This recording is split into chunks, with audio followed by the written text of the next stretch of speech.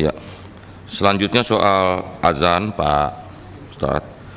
Kominfo itu sifatnya menindaklanjuti surat dari Direktorat Jenderal Bimas Islam dan Bimas Katolik Kementerian Agama Republik Indonesia. Jadi mereka yang bersurat ke kami. Sifatnya kami hanya menindaklanjuti, dan itu bentuknya himbauan, karena kata yang kita tulis adalah dapat, gitu. Jadi bukan harus, gitu loh. Saya pikir mudah-mudahan penjelasan ini tidak menimbulkan polemik berkepanjangan. Saya ini selama 4 periode jadi anggota dewan, 24 jam belum pernah mematikan handphone. Meskipun sayanya tidur, handphone saya hidupkan. Ada orang yang mau telepon, bisa telepon, besoknya saya telepon, pas subuh saya telepon balik. Atau ada yang WA, saya telepon.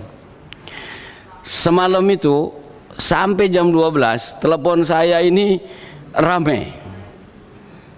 Ada tokoh, ada sebagian ormas menelepon WA saya terkait dengan salah satu dirjen di tempat Bapak mengeluarkan surat azan diganti dengan running text dalam waktu misa.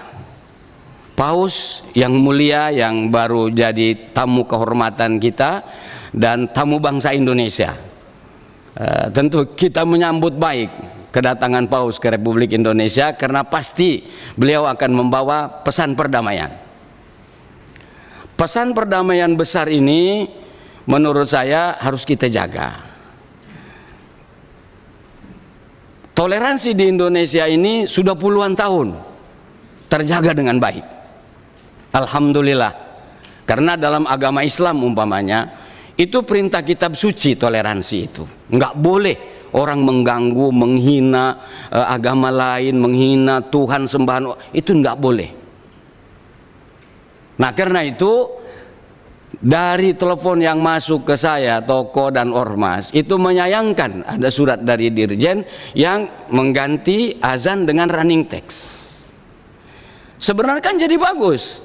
Misalnya berjalan ditayangkan dengan televisi, kemudian pas azan maghrib paling hanya 2 menit kasih azan maghrib, habis itu terusin lagi. Kan di situ malah kelihatan tuh toleransinya.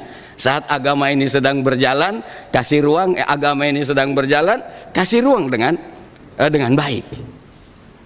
Saya yakin pausnya pun tidak minta begitu untuk diganti gitu, menurut saya. Jadi kita tidak perlu berlebihan. Yang saya tidak inginkan itu Pak, ke depan kondisi global dunia ini dari sisi ekonomi juga tidak sedang baik-baik saja. Dari segi keamanan, Ukraina dan Rusia masih belum selesai, Timur Tengah masih belum selesai. Saya punya harapan Indonesia ke depan itu kokoh pemerintahannya di dalam negeri. Karena itu stabilitas harus dijaga, maka jangan kasih umpan, jangan kasih ruang orang lain memanfaatkan kesempatan untuk mengganggu stabilitas pada persoalan-persoalan yang sesungguhnya kecil buat orang yang cara berpikirnya menengah ke atas, tapi mungkin untuk orang grassroots itu menjadi persoalan tersendiri.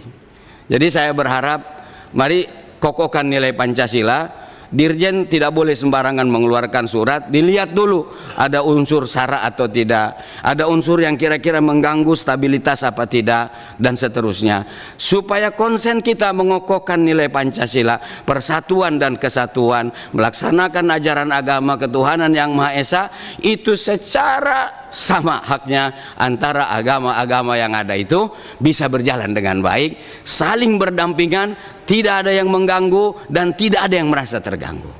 Saya kira itu Pak permintaan saya. Terima kasih. Assalamualaikum warahmatullahi wabarakatuh. Waalaikumsalam warahmatullahi wabarakatuh. Download Tribun X sekarang, menghadirkan lokal menjadi Indonesia.